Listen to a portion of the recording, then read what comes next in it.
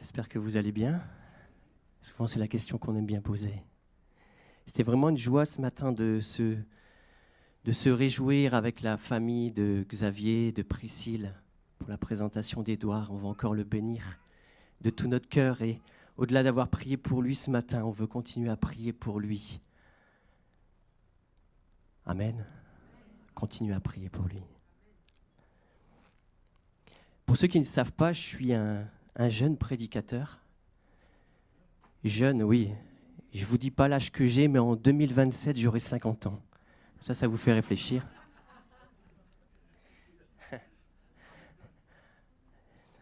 Jeune dans le fait que j'apporte depuis un peu plus d'1 an maintenant. Et j'ai fait une école biblique.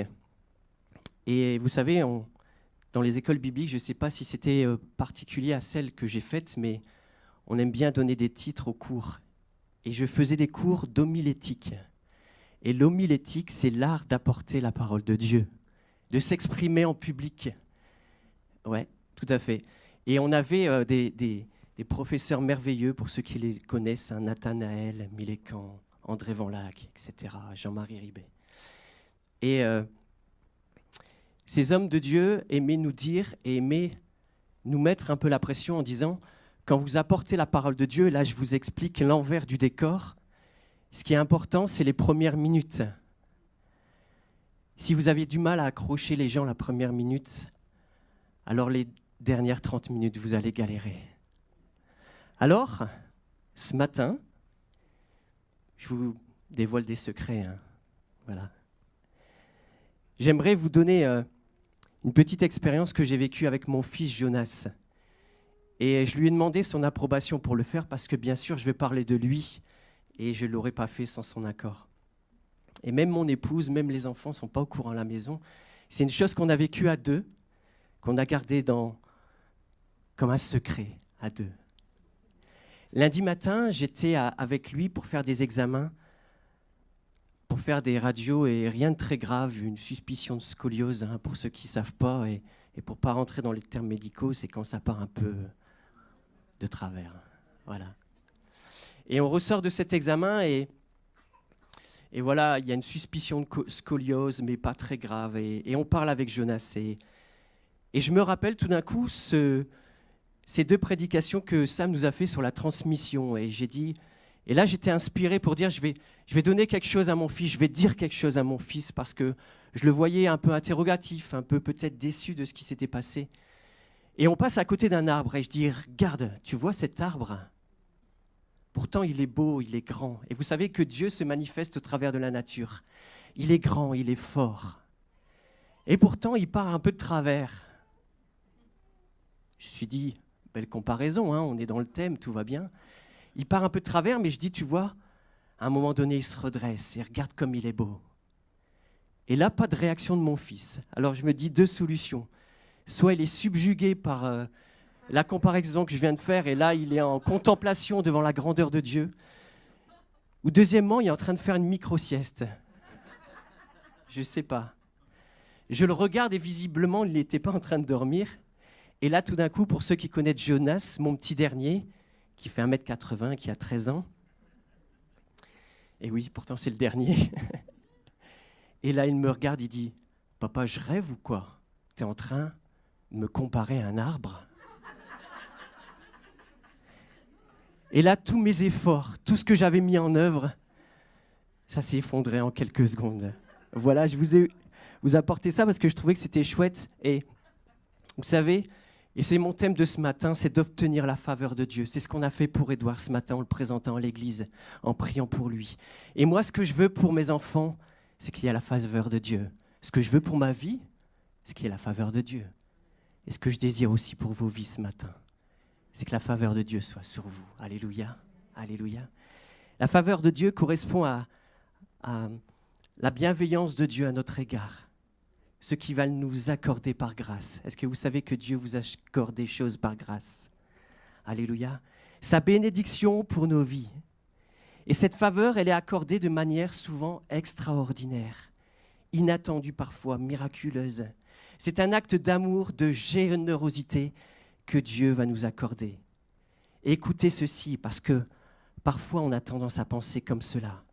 Non à cause de nos œuvres, de notre mérite, mais tout simplement parce que Dieu regarde notre cœur. Alléluia. Dieu regarde ton cœur ce matin. Et il voit ton cœur, il connaît ton cœur. Je vais vous citer pas mal de versets ce matin et je m'en excuse à l'avance, mais la parole de Dieu est tellement riche de toutes ces choses. Je vous rappelle juste, notez-le et je tiendrai à disposition mes notes pour ceux qui le veulent. J'ai fait une belle présentation avec les versets en italique, surlignés en orange. Vous allez voir, si vous me demandez, vous aurez. Ou sinon, si vous ne le demandez pas, je l'aurais fait au moins pour moi. Ça m'aurait aidé ce matin. Je vous rappelle juste dans 1 Samuel 16, verset 7, on ne va pas tout afficher. Il nous est dit, l'Éternel ne considère pas ce que l'homme considère. L'homme regarde à ce qui frappe les yeux, mais l'Éternel regarde au cœur. Alléluia. L'Éternel regarde au cœur, qu'on puisse se rappeler ça. Quand Dieu te voit, il ne voit pas les apparences. Il voit qui tu es réellement. Il voit, il considère ton cœur. Alors que ce monde peut-être va te juger, va te jauger par rapport à ton aspect, par rapport à ton apparence, par rapport à tes finances, par rapport à ton rang social, par rapport à ta réussite. Dieu, lui, il te voit au travers de ce que tu es réellement, de ce que tu vis dans ton lieu secret, ce que tu vis dans ton intimité avec lui, dans cette relation du Père avec son Fils. Alléluia. Dieu te voit au travers de cette relation-là. Dieu te voit au travers de ce filtre-là. Si tu restes dépendant de Dieu et non dépendant de ce monde, alors tu peux t'attendre à obtenir sa faveur. Qui désire la faveur de Dieu ce matin? Moi, je la désire. Alléluia. Et ainsi voir toutes les bénédictions se répandre sur nos vies. Je vous cite encore la parole de Dieu sans le diffuser. Galates 1,10 pose cette question à laquelle chacun est libre de répondre parce que nous sommes libres en Jésus, libres de l'accepter, libres de le choisir ou pas. Il nous a libérés du péché. Alléluia. Et Galates 1,10 nous dit, et maintenant, est-ce la faveur des hommes que je désire ou celle de Dieu? Est-ce la faveur des hommes que je désire ou celle de Dieu? Et je voudrais insister ce matin, si vous me permettez, d'insister sur l'amour que nous devons avoir pour nous-mêmes. Dieu nous a créés. Et en tant que créatures de Christ, nous devons nous aimer. Nous sommes appelés à ça. Mais également, aimer les autres et aimer Dieu. C'est essentiel d'avoir de l'amour. On peut avoir la foi jusqu'à déplacer les montagnes, mais sans amour, nous ne sommes rien. C'est ce que nous rappelle 1 Corinthiens 13, verset 2. Dieu veut trouver en toi un homme selon son cœur. De qui a-t-il parlé en parlant d'un homme selon son cœur? Allez, je vous aide un petit peu. David, voilà, tout à fait. David. Acte 13, 22, alors que il est appelé, il est suscité en tant que roi. Acte 13, verset 22 nous dit « J'ai trouvé David, fils d'Isaïe, homme selon mon cœur. » Et là, c'est Dieu qui parle. « Homme selon mon cœur, qui accomplira toutes mes volontés. » Et je ne sais pas vous, mais moi, j'aurais aimé être à la place de David, un homme selon le cœur de Dieu. Et vous savez, ce qui est dans la Bible n'est pas là pour nous montrer ce que nous pourrions avoir, ce que nous aurions pu vivre si nous avions vécu à cette époque-là. La Bible est là pour nous rappeler que ce qui est possible pour David est possible pour nous ce matin. Alléluia. Ce qui est possible pour David, est-ce que tu veux être un homme ou une femme selon le cœur de Dieu? Moi, je veux l'être. Moi, je veux l'être. Alléluia. Et nos enfants, bien sûr. Ceux qui ne sont pas là, on bénit les enfants qui ne sont pas là. Et les moniteurs aussi d'école du dimanche. Du culte des enfants, pardon. Je me suis rattrapé. Dieu l'a élevé, David. Il lui a accordé sa faveur. Car il a vu en lui un homme selon son cœur, un homme obéissant un homme rempli d'humilité. Si vous connaissez un peu David, prêt à servir, à se battre. Il s'est battu, David, hein? C'était un simple berger pourtant. Quelqu'un de très petit au regard de ce monde. Mais Dieu s'est servi de lui. Parce qu'il a vu en lui un cœur de serviteur. Qui n'était pas un homme égoïste, mais un homme de qualité que Dieu va utiliser pour la gloire de son nom. Alléluia. Veux-tu être également cet instrument entre tes mains? Vous savez, en préparant ce message, je me rendais compte que, effectivement, Dieu est le Dieu qui fait grâce. Et la grâce de Dieu fait que nous sommes justifiés à la croix par le sang de Jésus. Lavés de notre péché, du poids du péché sur notre vie. Et pour autant, il est important, il est bon de connaître ce que Dieu va nous donner, parce qu'il va apporter sa bénédiction pour nos vies. Alléluia. Qu'est-ce que Dieu a en réserve pour ma vie?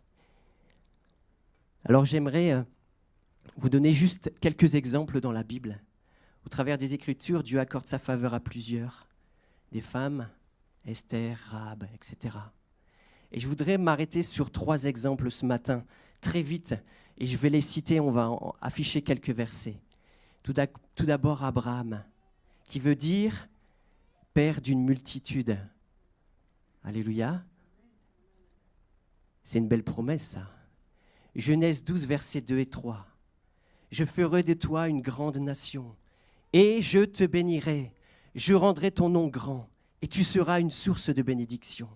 Je bénirai ceux qui te béniront, et je maudirai ceux qui te maudiront. Et toutes les familles de la terre seront bénies en toi.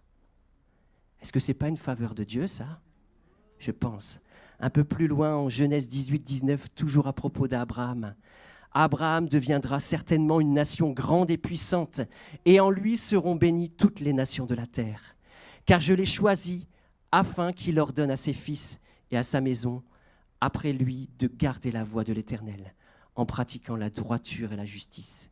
Et ainsi, l'Éternel accomplira sa faveur envers Abraham, et il accomplira les promesses qu'il lui a faites. Amen. Deuxième exemple dans la Bible, et j'aime donner des exemples d'hommes et de femmes de Dieu dans la Bible parce qu'ils peuvent et ils doivent en tout cas être des exemples pour nos vies. Et que nous puissions nous dire, oui, c'est possible. Oui, c'est possible. Un homme que vous connaissez certainement, et je pense que c'est une des histoires de la Bible qu'on connaît le mieux, c'est Joseph. Joseph, que veut dire Joseph? Joseph veut dire Dieu ajoutera ou fera croître. C'est intéressant, il y a toujours cette notion de faire croître, de faire grandir, de multiplier, d'élever la personne. Et Joseph, il nous est dit de lui en Genèse 41, versets 40 et 41, « Je t'établis sur ma maison », et là c'est le roi d'Égypte qui est en train de parler, « et tout mon peuple obéira à tes ordres. Le trône seul s'élèvera au-dessus de toi. » Pharaon dit à Joseph, « Vois, je te donne le commandement de tout le pays d'Égypte. » Un homme rejeté par ses frères, vendu par ses frères, rejeté par sa famille, et pourtant Dieu l'a élevé. Dieu lui a accordé sa faveur. Alléluia. Dans des circonstances extraordinaires, c'est ce que je vous disais tout à l'heure, souvent c'est un peu du domaine du miraculeux parce que pour ces hommes, peut-être qu'à un moment donné dans leur vie, et c'est peut-être le cas pour toi ce matin, peut-être que tu ne vois pas d'issue, peut-être que tu ne vois pas de porte de sortie, mais Dieu a toujours une issue, a toujours une porte de sortie pour toi. Et cela passe toujours par la croix. Alléluia. Cela passe toujours par la croix. Et dernière personne, pour la parité, je vais parler d'une femme dans la Bible. Marie, quelle faveur de Dieu pour sa vie. Marie qui veut dire qui est élevé. Et Luc 1, 31 à 33 nous dit, « Et voici, tu deviendras enceinte et tu enfanteras un fils, et tu lui donneras le nom de Jésus. Pour les femmes qui sont enceintes, voilà, je pense, qui sont enceintes et qui l'ont été il n'y a pas longtemps, imaginez-vous à la place de Marie. Il sera grand, il sera appelé fils du Très-Haut. Et le Seigneur Dieu lui donnera le trône de David, son père. Il régnera sur la maison de Jacob éternellement, et son règne n'aura point de fin. Son règne n'aura point de fin. Ici, Dieu se sert également de quelqu'un, et c'est Luc 1, 18, et on ne va pas le prendre, qui nous dit « Dieu avait regardé à l'humble état de Marie » ou à la basse condition de Marie. Dans certaines versions, il est noté ça. Dieu a regardé à la basse condition de Marie. Et peut-être ce matin, tu te sens de cette manière-là, de cette matière-là, de cette fibre-là, d'être peut-être dans ta vie, dans une basse condition.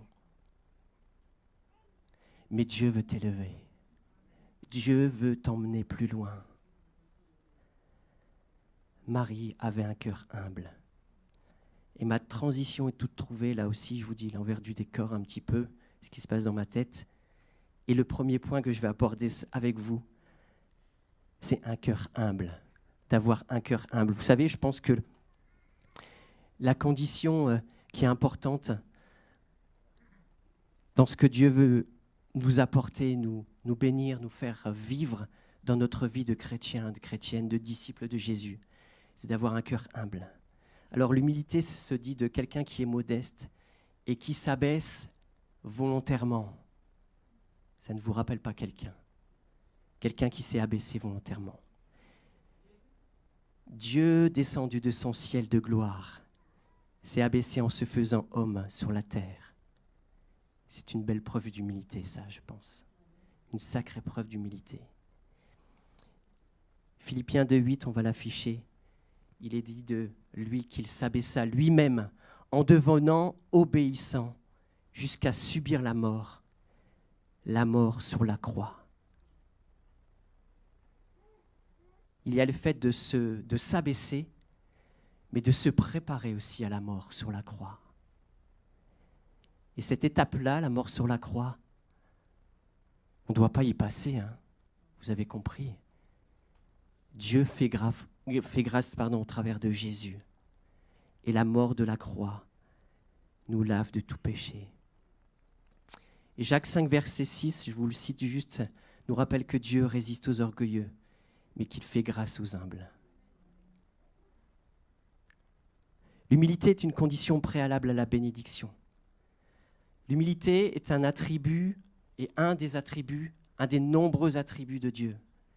Jésus était lui-même doux et humble de cœur. Vous le lirez dans Matthieu 11.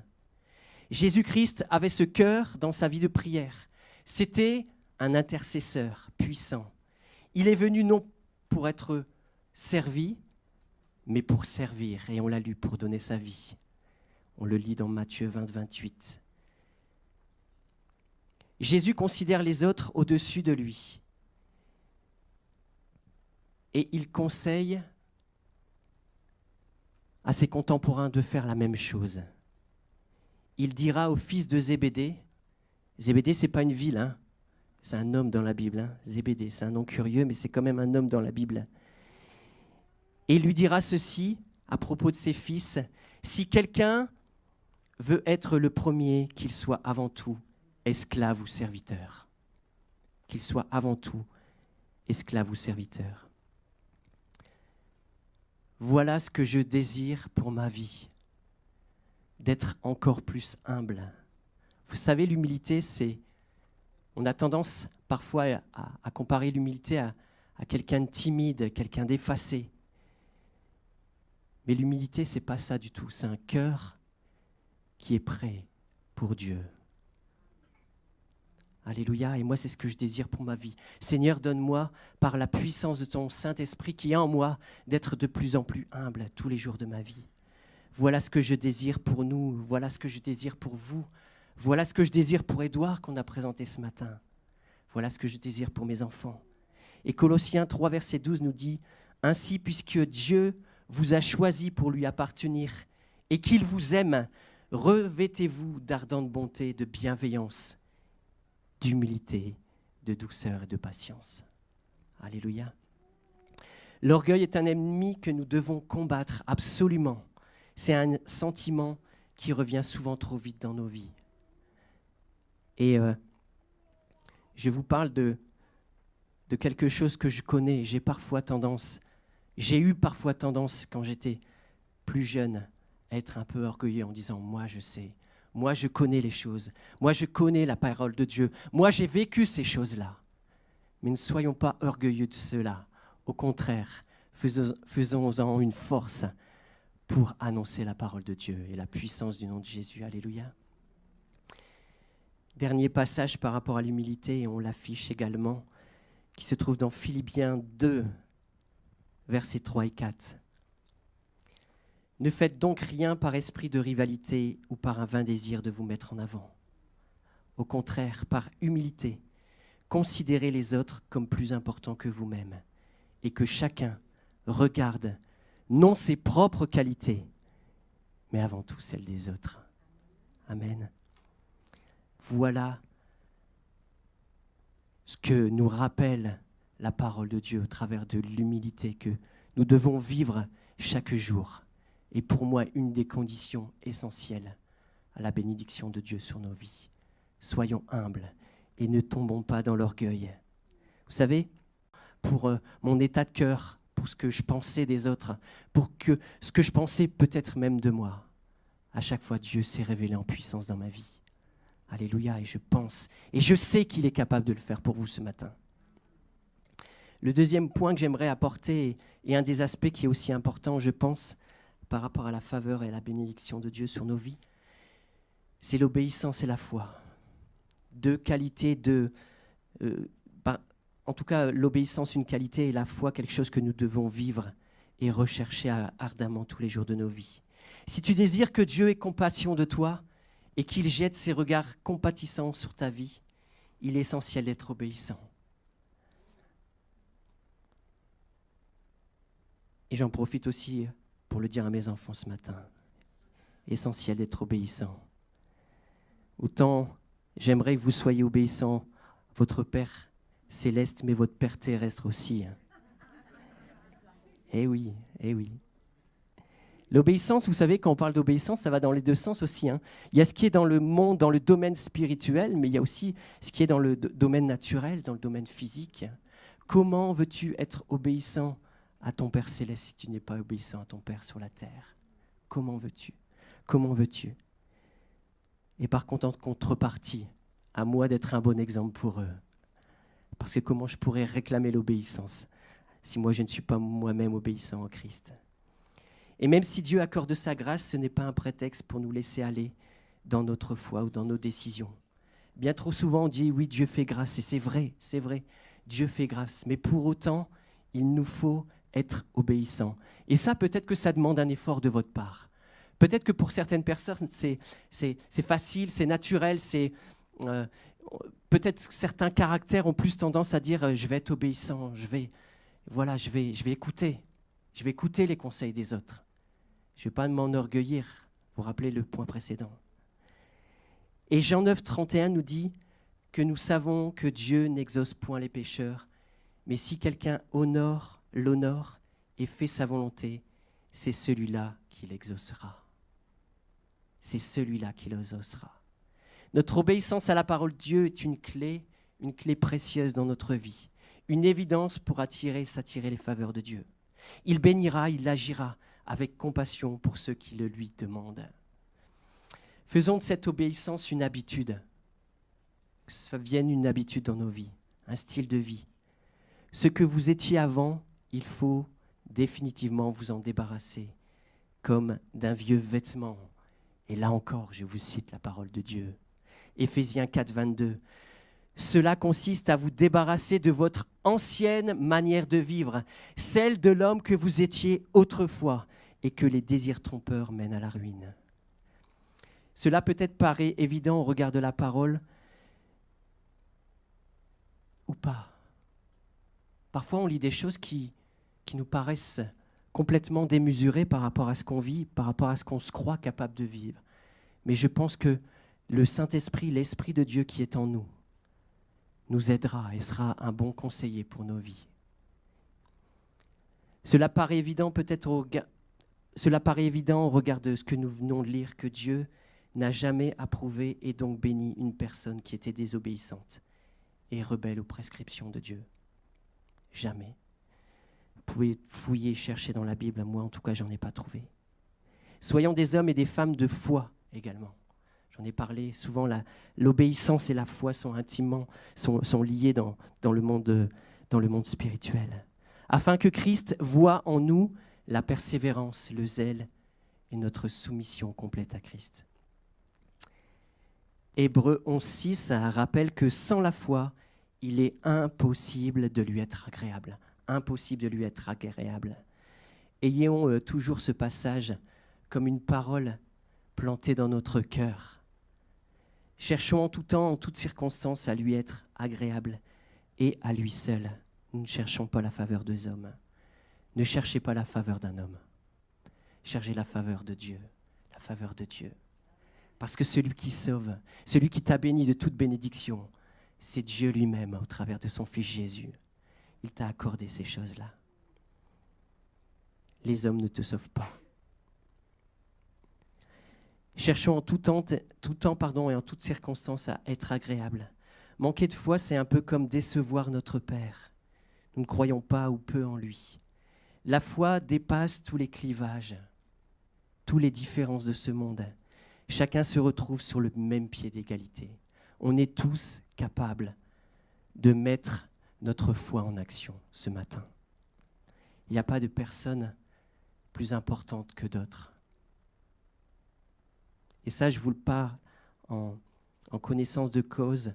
Et très longtemps, j'ai eu ce sentiment-là en voyant des hommes de Dieu prêcher. Bernard, Pierre Lannoy, Jean-Régis, pour ceux qui les connaissaient. Bien souvent, quand je voyais vivre ces hommes, je me sentais tellement petit. Et je me disais, peut-être que moi, je n'aurai pas un jour la foi qu'ils ont. Mais Dieu a été capable, parce qu'il est capable de faire des choses extraordinaires, d'augmenter et de nourrir ma foi jour après jour. Et il le fait aussi avec vous. Nourrissez-vous de la parole de Dieu. Nourrissez-vous des bénédictions qu'il a pour vous au travers de votre foi. Alléluia. Matthieu 8 nous rappelle cela et je vais juste vous le survoler au travers de ce qui s'est passé pour le centenier romain. Matthieu 8:8 nous dit « Le centenier romain répondit « Seigneur, je ne suis pas digne que tu entres sous mon toit, mais dis seulement un mot et mon serviteur sera guéri. » Quelle foi! Je vous rappelle un officier romain qui était à la tête, donc centenier, de 100 personnes, d'une armée de 100 soldats. Et cet homme-là, un Romain rebelle aux Juifs, et sa mission était de pourchasser les Juifs.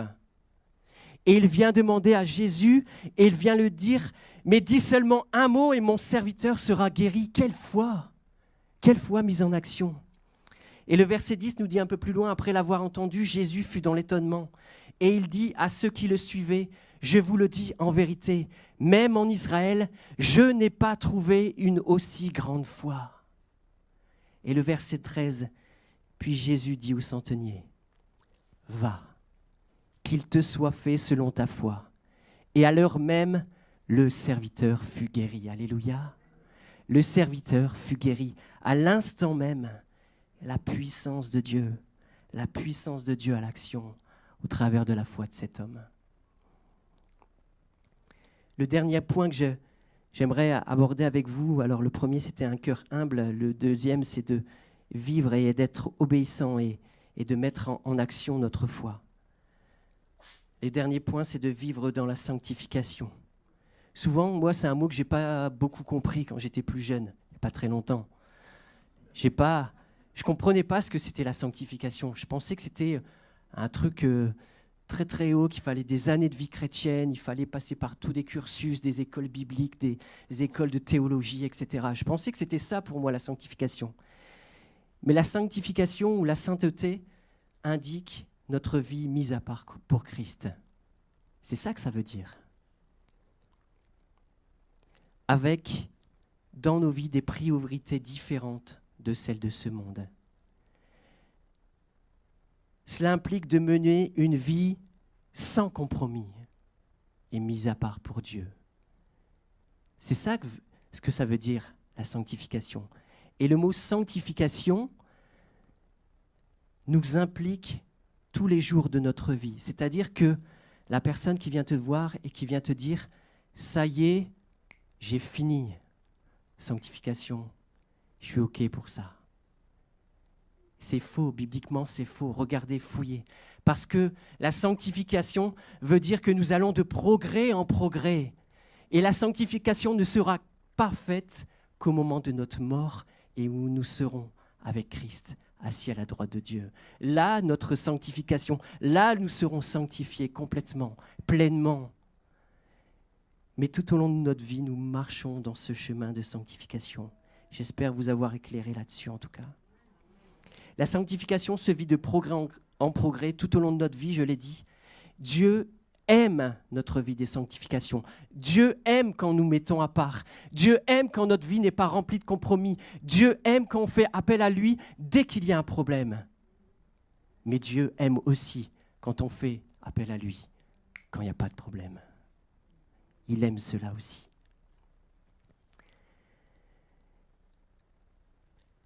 Dieu aime une vie dans laquelle nous recherchons sa volonté et à être ses imitateurs.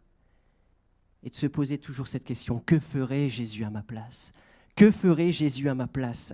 C'est la question que nous devons nous poser pour vivre une vie dans la sanctification. Sans la sanctification, nul ne verra le Seigneur. C'est la Bible qui le dit en Hébreux 12, 14. Sans la sanctification, nul ne verra le Seigneur. Nous sommes appelés constamment, toutes et toutes, à avancer dans notre vie de disciples, avec Jésus comme seul guide, le Saint-Esprit agissant avec puissance en nous. Alléluia. Laissons le Saint-Esprit agir en nous. J'aimerais qu'on puisse afficher un autre verset qui se trouve dans 1 Thessaloniciens 5, versets 23 et 24, et qui nous dit que le Dieu de paix vous sanctifie lui-même tout entier, et que tout votre être, l'esprit, l'âme et le corps soient conservés irrépréhensibles lors de l'avènement de notre Seigneur Jésus-Christ. Celui qui vous a appelé, parce que vous avez été appelé, est fidèle, et c'est lui qui le fera. Alléluia. Si nous marchons dans la sainteté, nous serons alors aussi pour les autres des sujets de bénédiction à notre tour. Et Dieu verra cela, et il te bénira. Je veux le proclamer, je veux le prophétiser sur ta vie ce matin. Dieu le fera parce qu'il voit ta vie. Il voit ta vie qui avance de progrès en progrès au travers de la sanctification. Et il portera sans aucun doute son regard d'approbation sur ta vie. Alléluia. Accordez-moi encore quelques minutes. J'aimerais qu'on puisse afficher un verset que, je vous avoue très honnêtement, j'ai redécouvert en préparant ce message, qui se trouve dans Philippiens 2, verset 12. À partir du verset 12, j'ai redécouvert ce verset. Grâce à vous, je vous en remercie. Ainsi, mes bien-aimés, comme vous avez toujours obéi, travaillez à votre salut, avec crainte et tremblement. Non seulement comme en ma présence, mais bien plus encore maintenant que je suis absent, que je suis parti. Car c'est Dieu qui produit en vous le vouloir et le faire, selon son bon plaisir. Faites toutes choses sans murmure ni hésitation, afin que vous soyez irréprochables et purs, des enfants de Dieu irrépréhensibles, au milieu d'une génération perverse et corrompue, parmi laquelle vous brillez comme des flambeaux dans le monde, portant la parole de vie. Est-ce que vous voulez briller comme des flambeaux dans ce monde et apporter la parole de Dieu? J'aimerais qu'on puisse se lever tous ensemble, si vous le voulez bien.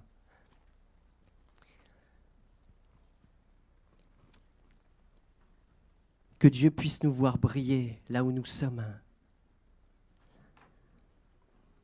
Et ce matin, Dieu te voit, Dieu te connaît. Il sait tes progrès, il sait tes efforts. Il connaît tes difficultés, tes aspirations, tes combats. Il connaît tes victoires aussi. Et il désire pour ta vie que tu sois au bénéfice de sa faveur pour ta vie. Il veut te bénir, t'encourager. Mais pour cela, il te faut et il nous faut faire preuve d'humilité, être obéissant, marcher par la foi et dans la sanctification. Dieu t'aime et il veut le meilleur pour ta vie. Il a donné Jésus à la croix par amour pour toi. Alors, et je nous pose cette question, alors, comment ne te bénirait-il pas à la juste mesure de ton cœur pour lui et de ta vie complètement consacrée? Seigneur, tu es le Dieu de gloire, Seigneur, et effectivement, comme nous l'avons lu, Seigneur, tu es celui qui fait grâce. Et Seigneur, nous voulons compter ce matin encore sur ta grâce, Seigneur, mais au travers de qui nous sommes, au travers de qui nous devenons en toi, Seigneur, et fort du Saint-Esprit qui est en nous, Seigneur, nous voulons activer, Seigneur, notre marche dans la sanctification, activer notre marche par la foi, Seigneur, et te réclamer ta faveur sur nos vies, réclamer la faveur sur nos vies de nos frères et sœurs, de nos amis, de nos familles, de ceux que nous aimons, de ceux que nous chérissons, parce que nous l'avons vu au travers de ta parole. Jésus était de cette fibre-là, de celui qui priait pour les autres. Et nous voulons aussi en retour prier effectivement pour recevoir la bénédiction sur nos vies, mais aussi sur celle des frères et sœurs. Et Seigneur, je veux te prier ce matin pour ton Église. Je te demande de la faire grandir en toi, de la faire maturer en toi, de la faire avancer, Seigneur. Seigneur, merci de nous avoir fait réaliser ce matin que nous avons réellement et fondamentalement besoin de toi, de ton esprit en nous, Seigneur. Et parce que tu es notre Dieu ce matin, Seigneur, nous voulons te dire, vois nos vies, Seigneur, vois nos cœurs ce matin. Et peut-être que plusieurs ce matin se sentent fatigués, se sentent démoralisés. Peut-être tu te trouves dans une situation tellement difficile dans ta vie que tu ne vois pas d'issue. Mais Dieu a un plan pour ta vie. Dieu a un plan pour ta vie et il veut te renouveler maintenant. Il veut renouveler ton intelligence, il veut renouveler ton cœur afin que tu puisses marcher en nouveauté de vie avec la puissance du nom de Jésus en toi. Oh Jésus, viens bénir chacun et chacune ce matin, Seigneur, et que chacun puisse voir déjà maintenant par la foi, la bénédiction et ta faveur sur les vies. Oh Jésus, c'est en ton nom que je t'ai prié. Que le nom du Seigneur soit béni et exalté à jamais. Alléluia. Passez un bon dimanche et que Dieu vous garde.